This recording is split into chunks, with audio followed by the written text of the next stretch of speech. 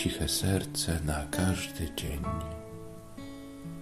Cokolwiek złego widzisz czy odczuwasz, zanurzaj w mojej krwi i w moich ranach, by obmywać i uwalniać duszę udręczoną i uwikłaną przez podstępy szatana.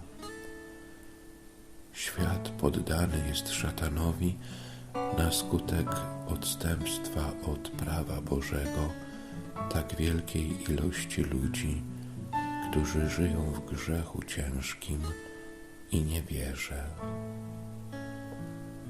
Najświętsze serce Jezusa, zmiłuj się nad nami. Niepokalane serce Maryi, módl się za nami. Jezu, ufam Tobie.